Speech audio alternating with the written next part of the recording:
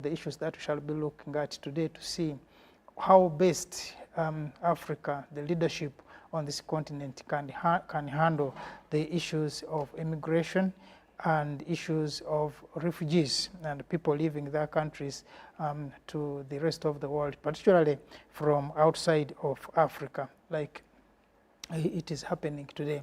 So these are the issues that we shall be looking at. And before we go in that, briefly, we'll look at our week, how it has been. And also, I'll begin with Ndugu Akol, and briefly, how your week has been in the African perspective.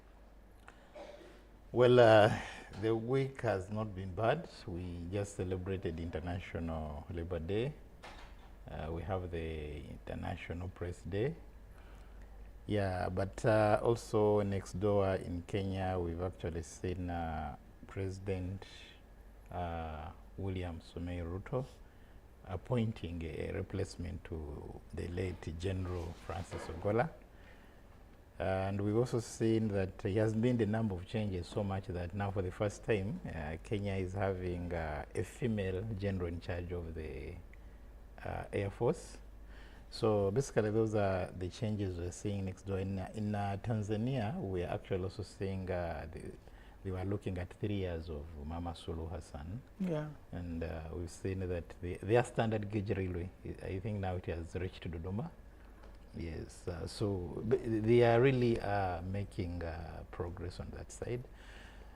When we of course go down to our brothers in Rwanda, we see every other time their game of marketing their city, marketing their country, marketing their tourism sector. I like that. I think it's something really they are doing more than we are doing it here. Sure. Because ideally we have better tourism attraction sites. We have better places for tourists to come, because more than they have. But I can tell you, they've marketed the small or the little they have to their own advantage, and for us here, we're just laid back. That's the problem when you are beautiful and I don't have to make makeup. Yeah, actually, one would be ugly, but they really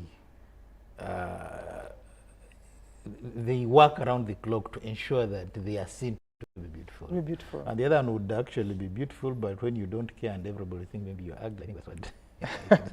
You didn't talk about your friend Zuma. Did he win the case? No, the issues in South Africa, yes, of course, we are told that he won the case, but now we don't know whether because the constitution, I don't know whether it was constitutional or it was just an arrangement that somebody would serve for 2 years.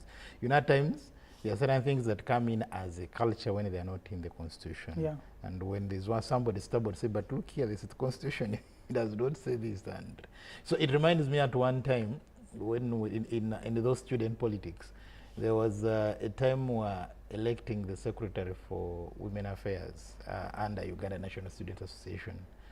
And there was a stubborn student from IU who contested. He was a male for secretary for women affairs. And the USA constitution was not clear. It was assumed that a woman will be elected. It was assumed that. I like and that. actually it took, and he was actually at the verge of winning. And they until some said, no, look, I think logic should come in here. The constitution was not. That's why the sports fraternity wants this woman of South Africa to say, no, for heaven's sake, please. Rachel. Well, the number of important things across the continent. One of them is Chad, which is at the peak of its electoral cycle. And they go to the polls on May 5th.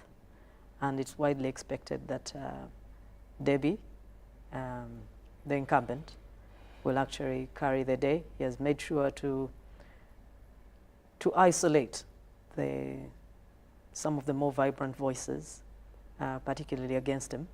Yes, that's Africa. Yes. He has cleared his own space. And mind you, when he took over irregularly, because his father had died at the front line, and I think he was in the hierarchy of the military,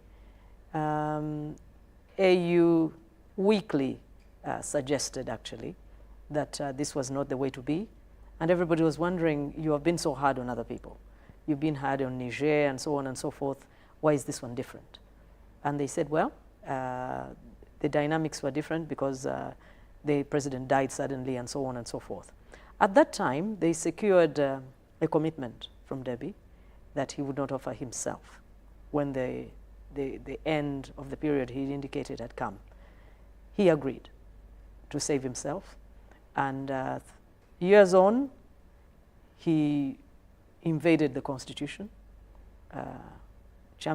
tailored it to his own interests, and there he is. Yeah, but you know, not cutting you short, I think there are two things there, which the issues that you are raising that are very important. First of all, the African Union. And this is the same thing that these guys from the other countries that have been having takeovers are saying. Why would you allow someone to tamper with the constitution? You are quiet. Now, and then and when to succeed his father as if it's a monarchy. Exactly. And then when the military takes over, you come harsh with sanctions.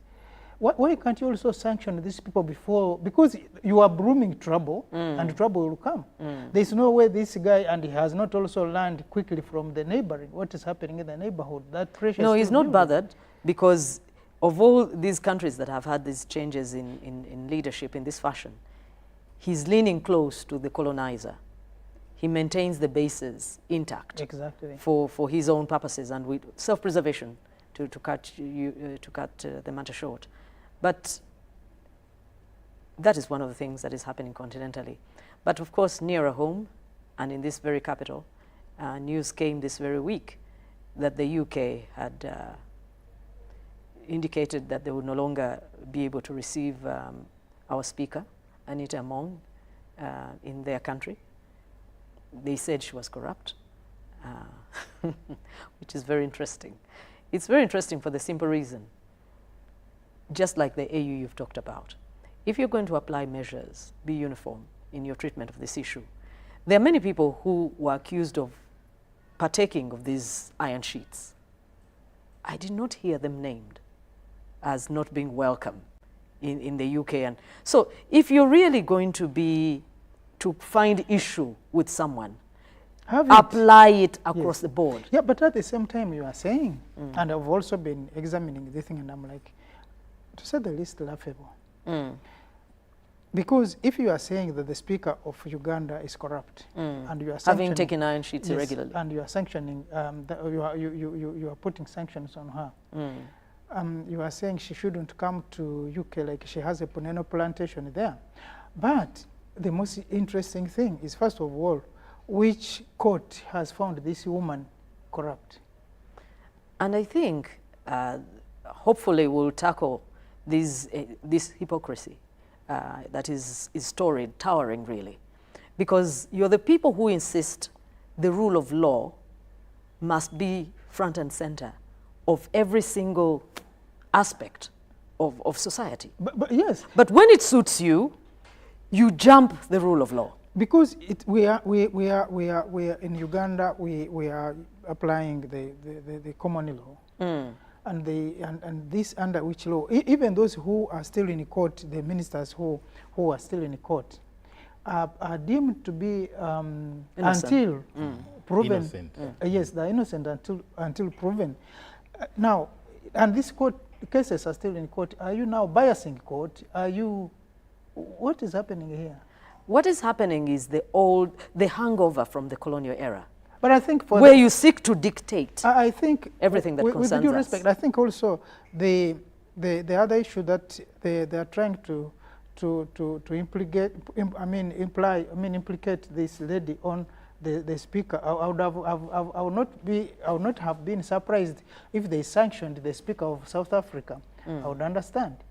And we haven't heard that. So if this one is corrupt, and the other one, even the law has shown itself to be, the legal mechanisms are at work. Proven. In advanced stages, moreover. We have not heard that you're sanctioning that woman for being corrupt. Exactly. So really and Why truly... do you write for this one? Is it because of the bill? That is what... and I think she has a good point. that, look, this is not about, About stealing this- anything. exactly. Because there are many people who are missing from this list. That aside, when did the issues legally that concern us, since when are they decided in London? In London still, Remember, of all places. you should have taken leave of our affairs back in 62. So when we say that the colonizer never left, this is what we mean. You seek to inject yourself in every equation, uninvited. Nobody has asked for your opinion. Nobody needs your opinion. Nobody cares about your opinion because she still continues with her parliamentary duties. You can't exist in this world and die in peace without ever going to Britain. Exactly. So really, spare us your hypocrisy. You are saying something, Ndugu. Well, I was, somebody was telling me that, you know, at times the Europeans apply the issue of who is a lesser devil. Yes, that's you're all devils, but who is a lesser devil? So, and when somebody is deemed to be a lesser devil, perhaps they are spared from those actions and so on. But the truth of the matter is that, of course, we are seeing double standards here. Because if it is to fight corruption, we should see actually all the corrupt being sanctioned, so that it can actually send a warning to everybody who's trying to be corrupt. But this kind of selective, I'm sorry for interrupting you. punishment is- When you say all should be corrupt, I think one of the people who should actually be sanctioned, even before the court process reaches its conclusion, is Mr. Trump.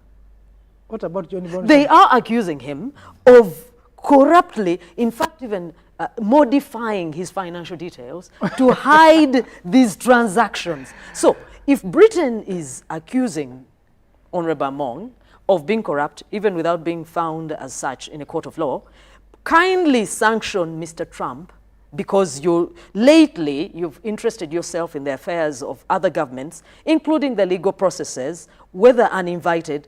Do that one, then you will know you're working. Yeah, you know, it takes us back to the good old days of Mugabe. You know, there was times when Mugabe was sanctioned, and he was saying that he has nothing actually to go and pick in Britain. So it takes us back to really those good. And we had we had Magufuli actually, Exactly. who really throughout his time Never. he never left Africa. So it is also important that our leaders can know that you can do your business without surely, really, yes, surely yeah, going because to. if You can stay within the country and manage your programs, manage your office without necessarily going. It's only that the problem is that we actually kind of turn to being beggars every other time. But every other time you feel if you don't go to, if you're from the Anglophone, if you don't go to London, then you've not arrived. If you're from the Francophone, if you don't go to Paris, you've not arrived. If you're from the Portuguese Africa, if you don't go to Lisbon, you've not arrived. I think if we can change that mindset and say, look here, yes, Africa can survive without that external kind of assistance. Then the other thing is that also if we can start financing our own affairs. Yes, for example, you realize that in most cases, African Union drags their feet on some of these things because they are being funded by the West. But if we can, like what Gaddafi had started, that let the African Union be funded by we, the African, that is when we can start to push our own agenda. At the same time, what happens, like you are saying, if we don't go to these capitals? Do we die? But can't we also, as Africans, sanction some of these people? Can we? That we say this person is a person non grata. In this country. Yes. And when you fly in with your jet, we can even throw stones at you, but just to prove our point, if you have nothing anyway to do. But sometimes I think the leadership of Africa also needs to wake up, like the president was saying.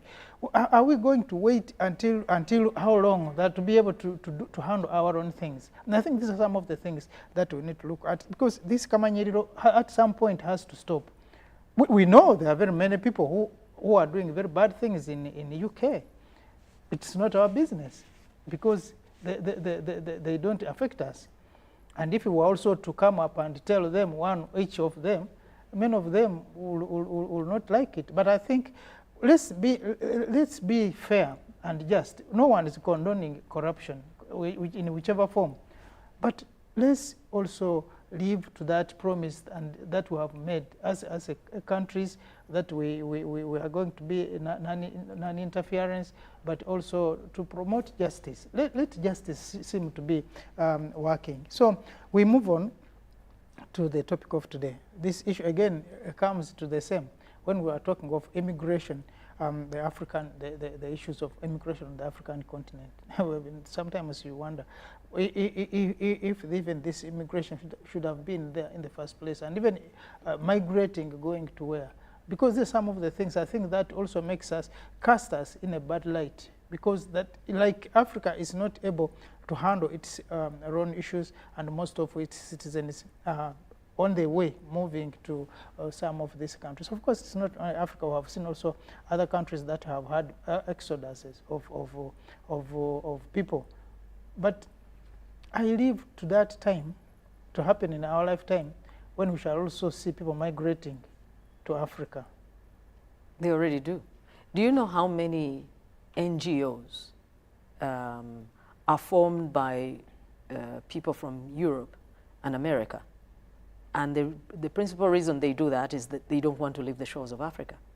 Because one of the things that the president has talked about from time to time is that the profit margins that can be made in this part of the world are superior to those that you can make in many other parts of the world. So yes. I know a number of people who have come here, some of them may be under some of these big arrangements like the UN and so on, and then at the end of their contracts, they discover that really they cannot be a better place to live.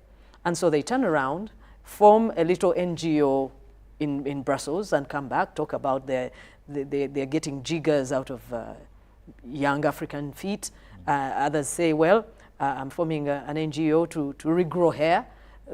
And for me, I'm forming an NGO to brush people's teeth. All sorts of ridiculous things. But the reason they do that is to stick around here without saying they're migrating. So they already do. But theirs is always dressed in a different garb. The difference between ours is always, in most cases, it's very desperate. It's very ugly. Theirs is hidden in all sorts of nice rhetoric. But it is migration now in the same. Sure. Because if you started your little thing, came to northern Uganda, and you haven't left for 30 years, what is that? And bring in Or if the funding for that one ends, the one of getting jiggers out of African feet, you start another one of growing hair, but this time it's in Kasese, and you stay there another 15 years, what is that? So when you talk about you want to see this, it's already there, but under a different name. They talk, some of them say they're investors, whatever you call it. That's migration. Because when you're investing in Kampala here, and you're here for the next 40 years, what is that? Migration. It becomes an establishment. Oh, yes, it is. So for us, ours is more untidy. The difference is ours is hopelessly underfunded. Some people use boats, other people hide in cargo planes, and so on and so forth. But at the end of it, when we're looking at this African immigration issues, the challenges that Africa is having, who benefits at the end of it? We both do. We both do for the simple reason, if it goes well, and you get to this country, whatever country that is, and you get decent employment, you're of course able to finance your needs and those of your family and so on and so forth. But that community also benefits from your skills, from your taxes, and so on and so forth. So we do. And actually, that is one of the reasons why this thing seems so bad. And so they pretend they get nothing out of us. It's not true. That is why America has struggled so hard these many years to close off that border, and they are pretending. If America wanted to close off that border, it would be done within 1 month. With Mexico? Yes. If America wanted to stop all immigration within 1 month, it would stop. But they have to keep playing politically. The Democrats have to pretend, because their base is largely among the immigrants, they have to pretend they care quite a bit more than they say. But it's not true. Because, for example, if the Mexicans and the people from Ecuador and the people from Belize and so on and so forth, are kept from immigrating to California and to New Mexico and to Louisiana and so on and so forth. For example, the wine, and there are many industries, orange growing, agriculture primarily, orange growing and the vineyards, nobody would pick that fruit because the average American is not interested in soiling their hands. So these people who are desperate come to earn a living, but America cannot do without them while pretending they can. I think we can also pick a few lessons from the other countries that have been able to make it. But in most cases, but I think also we shall have time here to talk about this labor externalization. As part of immigration, because we have seen people move in their drones to other places under this guise of labor externalization.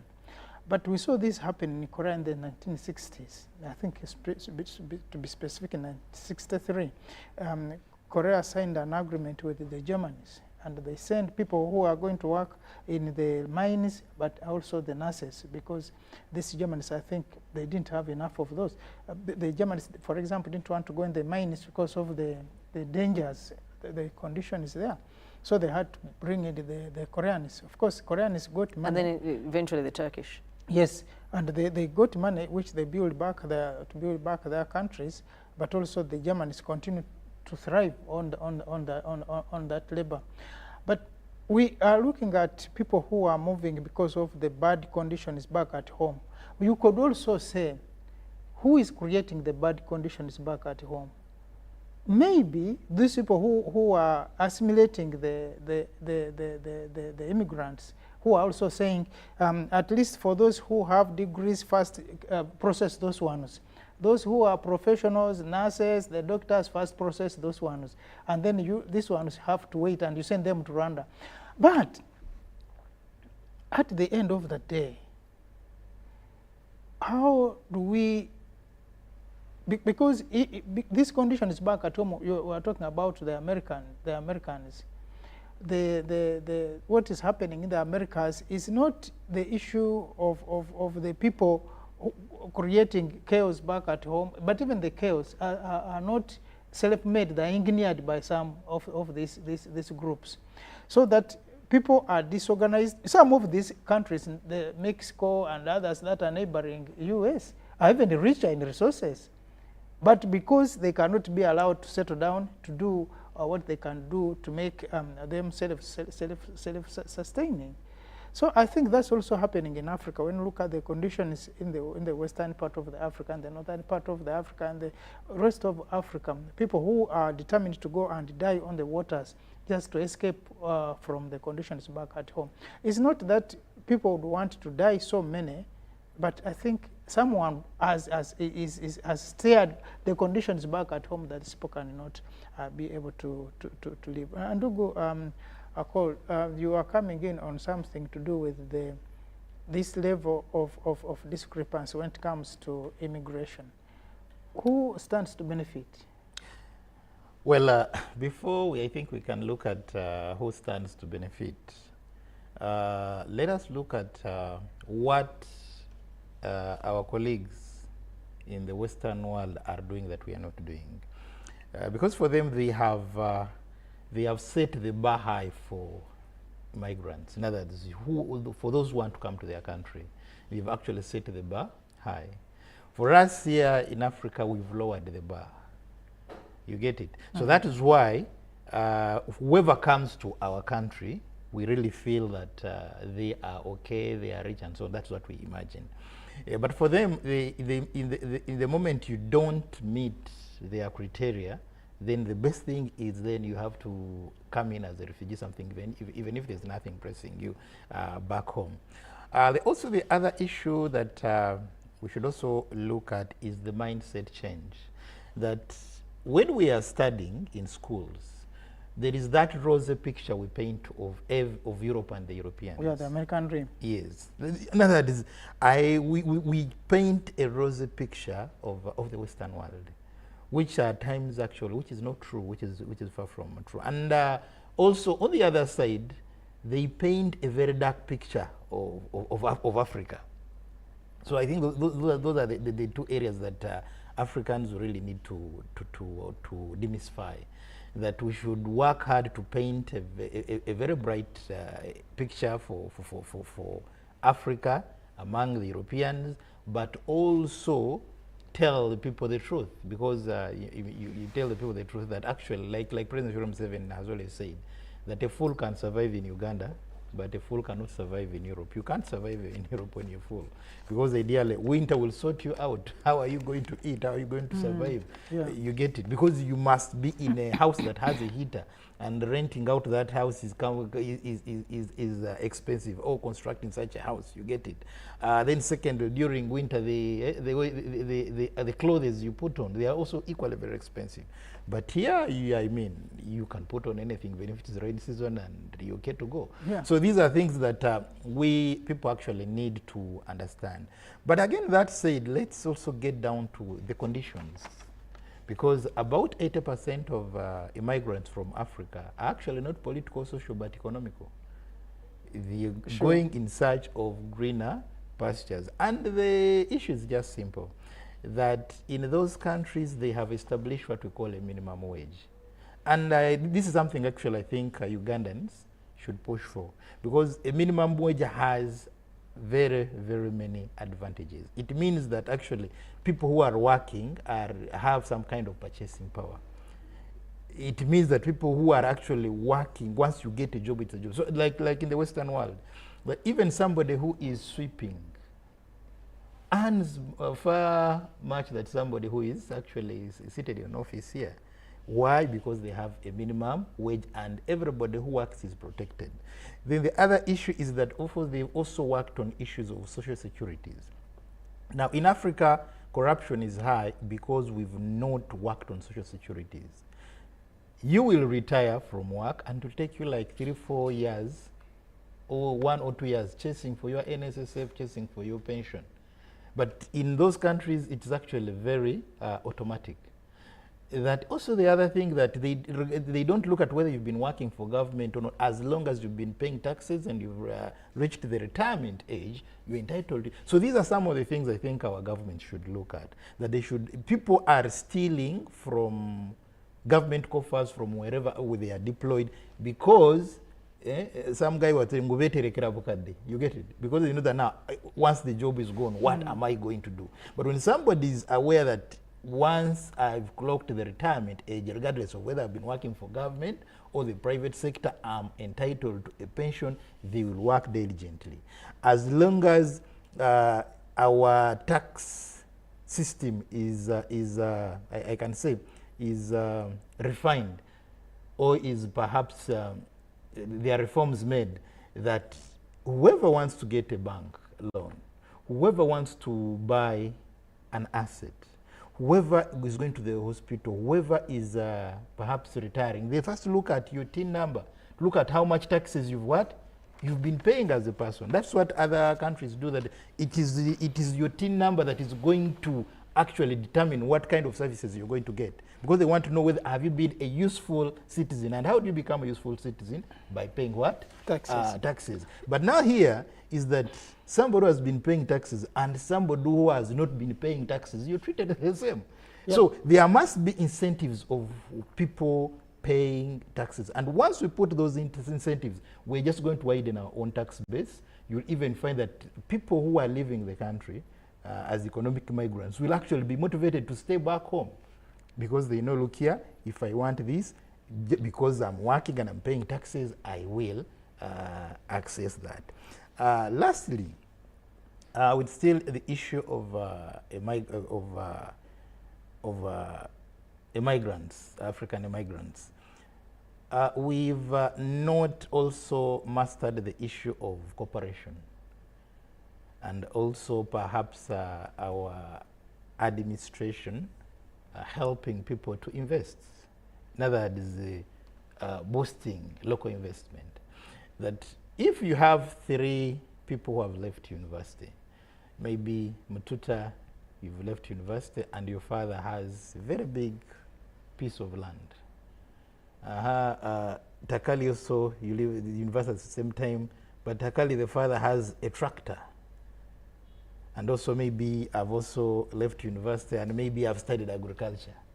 So why don't we come together and we start up something? There's no capital needed here because you have land, the tractor is there, and there's the expertise. So I think these are things we really also need to look at. And once the three of us come together in that arrangement, you're creating employment. I think the problem is Yes. bigger than that. When you look at the issue, and I think we'll have time when we're discussing issues of labor, including the externalization of labor, you find that, and the argument has been that if you set a living wage now, there are some people you are going to drive out of the jobs. Because if a house girl, for example, or a housekeeper or a homekeeper is supposed to get, say, 500,000, and that no one is willing to pay for that service because does not have that budget for that money, so then you'll say, I'm not going to have one. I would rather not have one. So even one who was getting 200 will now not be employed because by law you'll have issues if you're employing them. So I think that's part of the problem. But also the other thing, you were talking about the cooperation, which is very cardinal.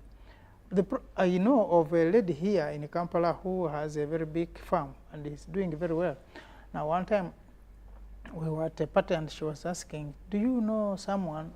He was asking about someone. Said, can I talk to him? I'm like, what is the problem, mom? Say, no, I have two of my kids back at home and I'm trying to get them what to do. I'm like, but you are doing very well in the business. Why can't you involve them in running the business? She said, my children don't want to work when they're with me. They can't work. Now, if your children are not going to work because they're with you, who are they going to work with you? You see? And then she also said, and if I gave them work, I will not even get the money there because they will spend it. So you have trained lazy thieves and you want to send them to someone Somebody to go and and plunder. Yes. So these are some of the issues that we because as a family, you would grow a business. You have people who are educated and they will take over the business. You have people who have done agriculture and you have a farm, they will take over. But that is not true because even those who have those facilities back at home, they are going to look for jobs elsewhere, running away, which is different from if you see the Indians. You find a child going to school but comes back in the shop, the mother is in the shop, the father is in the shop, and then when they're building, the next house is the next floor up. Because they are putting all the resources together to be able to manage the mega resources, but also grow their tax base. We'll have time to talk about that. Now, Rachel, we're talking about immigrants. UK agrees with Rwanda now, I think one of the countries in Africa, that you will be processing our immigrants before they enter Our here. problems. Yes, so you clean, you do the cleaning, the clearing. and then you send them back to us. How do you find this as viable and also beneficial to the Africans? I'm glad you came to that point because I was thinking along those very same lines. Immigration or migration is extremely big business. Sure. And for that reason, it's not going anywhere. After all, these same dynamics have been with us since the foundation of time. Immigration or migration are not new. Talking about the Rwanda equation, Rwanda, the government of Rwanda, actually stands to handsomely benefit from this arrangement. That is something that we are not looking at closely. I'm of the opinion that cold, hard business sense went into this decision. Because definitely, if you bring in the humanitarian and you bring in the law and legal regimes and so on, you will definitely go nowhere. In fact, this particular arrangement was proposed back in April 22. That's 2 years ago. Yes. But on account of legal hurdles in UK itself, it never did see the light of day. But the persistence is a direct result of the Conservatives being in a desperate bid to secure power. We know that a general election is coming to Britain any day now, and Sunak had staked his leadership on the fact that he would stop the boats. He has this slogan. Stopping the boat. Yes. And so he's hoping for re-election because he fulfilled something he promised. It's a very big deal. Last time I saw him, his wife and the mother in India. Yes. Migration, immigration again. But the boat is still not stopping. No, those ones don't come by boat. They come by plane. However, in this arrangement, it is estimated that by the end of 2023, the government of Rwanda had received no less than £240 million for this arrangement. But it is also forecasted that at the end of 5 years, they would have made or received at least £370 million. Now, you know that for the size of these economies, that's substantial cash. Sure. So some of us think that the key consideration for Rwanda is whatever. No, it is called hard business sense. And it is also true of Britain. But of course, they're always pretending that their considerations are different. They pretended that the reasons for colonizing was to civilize us. We know now that it was to plunder us. So also, there is an arrangement that says if at least up to 300 people are accommodated by Rwanda under this arrangement, £120 million will be paid outright. There is also another arrangement that says, beyond the 300, should others be party to this arrangement, then each one of them will come with £150,000 per human being. And that is not even talking about the voluntary ones. Sure. We're talking about these ones who are forced into this arrangement. So immigration and migration is big business. That is why people lose their lives in the process, talking about securing their fortunes. But there are always middlemen who are responsible for these journeys. That's the biggest problem. Big cash, especially out of West Africa. People, in some cases, pay even up to $10,000. South America, and to be, you know, they are desert conditions on the extreme end of Mexico, and then, of course, in the southern part of the United States. Some of those states are deserty. So what happens is people pay big money to be channeled through the routes that will secure. Some people have died trying to get to America. Many. In the deserts, either because you're overtaken by the cold or you're overtaken by whatever. So there are people who are paid to make sure they tell you exactly which routes, including tunnels, to smuggle people into America. So what we are saying is that people pay, even without paying middlemen. You have to incur money to secure a passport. There are all kinds of other things that come with immigration. But the fact that we never talk about the financial situation that surrounds this thing. So there are some of us who don't understand why it continues. Exactly. No, That's the question. the cash is big. No one is willing to walk away. Consider externalization of labor just in this country. Uganda receives at least 4.5 trillion. That's a lot of money. So people will say, why aren't you stopping this arrangement altogether? Have you not heard that our girls are committing suicide in some cases? That our girls are sexually abused in other cases? That our girls are being treated like animals in many cases? But no one is particularly inspired in the government to stop it outright because it is big money. When we come back after the break, we'll be looking at the issues that are really bedeviling this continent, not only Uganda as a country, but also the rest of Africa, because the problems of immigration, problems of these refugees, of people running away to look for greener pastures elsewhere is becoming a problem. And we have lost many people, very many resourceful persons in that process.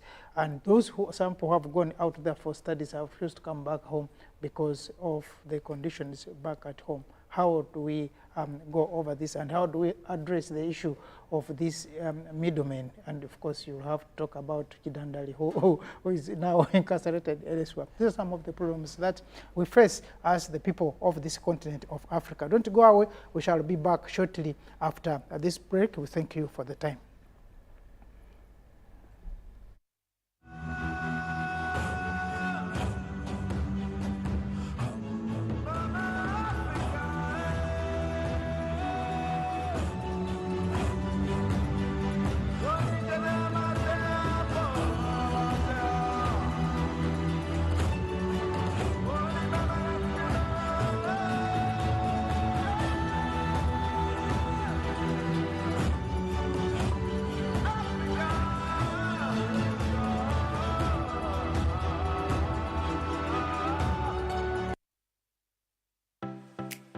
UBC is the national public broadcaster. We educate, inform, entertain, and inspire our audiences.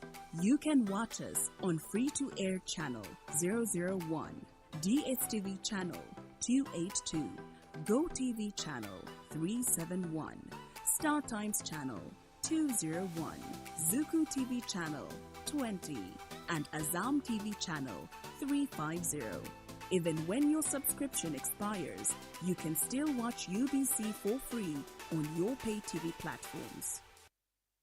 Nyati Motion Pictures brings you Tuko Pamoja, a documentary film about our unity as Ugandans and Africans. Bunyoro would have simply created an East African community that we are looking for today. The rulers of Bunyoro are actually Luos. We people who live across the Nile, we are so related from our myth or from just the Nile. We are the same people, and genetically we are even the same people. We are similar people. We are one. Pamoja, we are one. Use that word, pamoja. Premiering every week from 3rd February to June 2024 at the National Theatre and Indere Center. Daily screenings are from 4th February to June 2024 at Hams Cinemax and the National Theatre. To get a ticket, call 0778 787 660. Tuko Pamoja?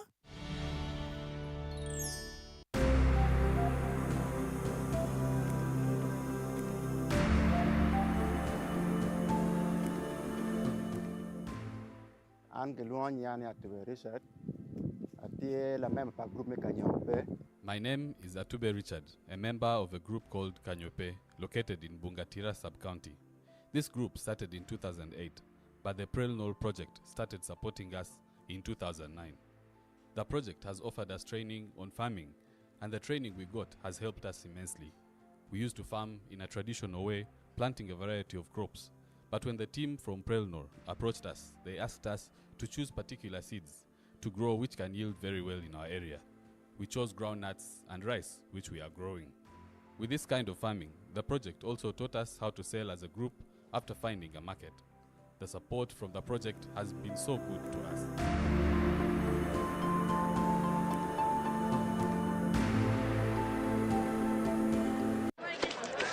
Juko. Yo. Check the shopping, man. What's your secret? Haven't you heard of the parish development model, PDM? Yes, I did, but I thought it was just a talk. No, Sebatia. It is real. I and a few friends together formed a circle, accessed money from the PDM, invested in a poultry project, and now things are moving. Juko. I thought I was one of your friends. You are. But you left me behind. I didn't leave you in poverty. But what you do, just visit your LC2 chairperson and your parish chief, and start the process of economic transformation. Just like that. Okay. The parish development model is an initiative from the government of Uganda through the Ministry of Local Government designed to transform all lives of Ugandans for the better. PDM, my parish, my development, my life.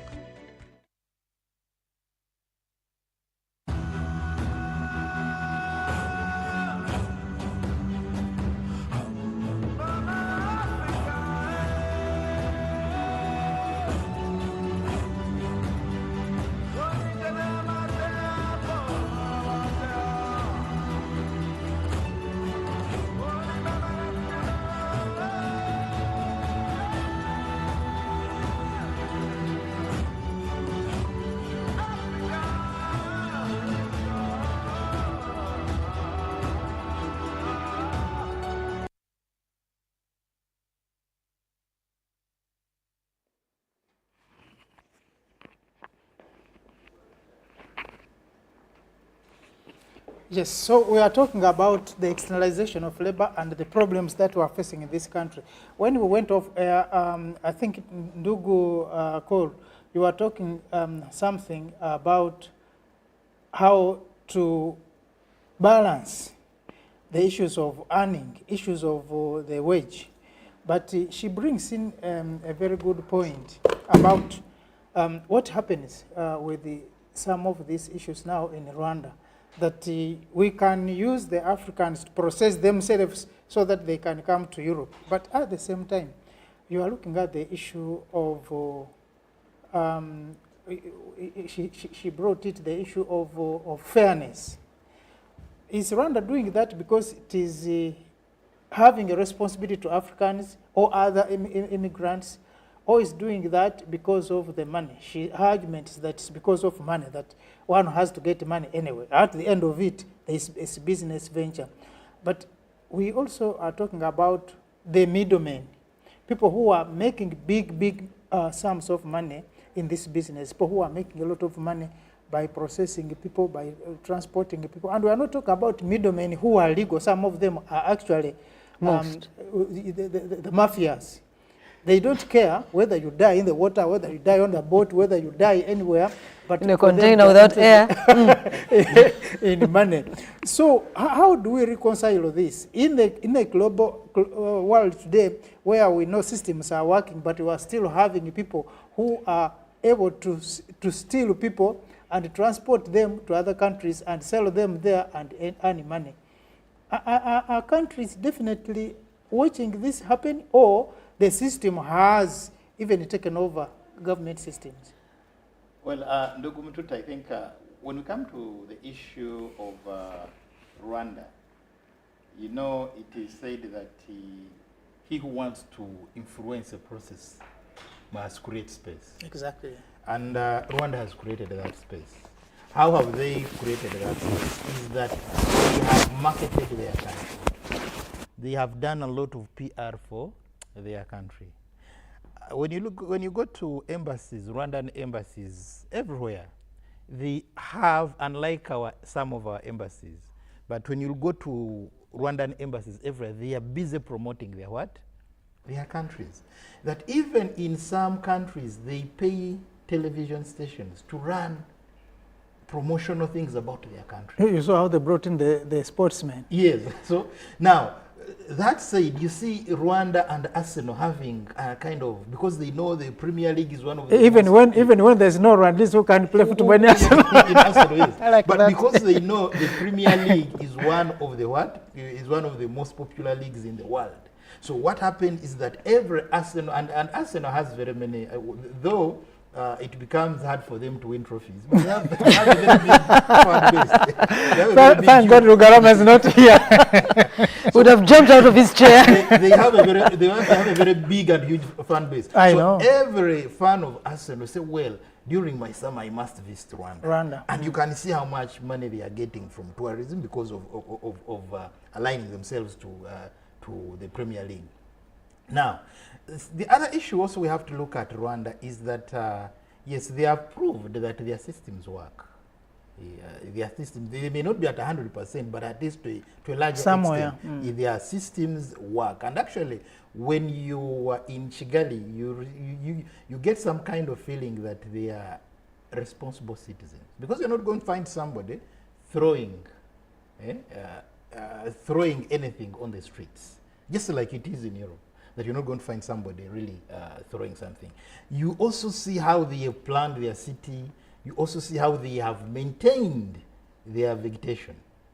That at least there are trees. You know, I was telling somebody, he was like, no, we need to cut these trees and create industries and put cities. And I told them that in cities, even in Europe, they have forests within. You find yes, including New York, yes, they have a park. They have the park, the public park. There is a forest in a city. So this notion that actually when you are creating a city, you have to cut down all trees, I think really it's something that as a country, as Uganda, we have to revisit.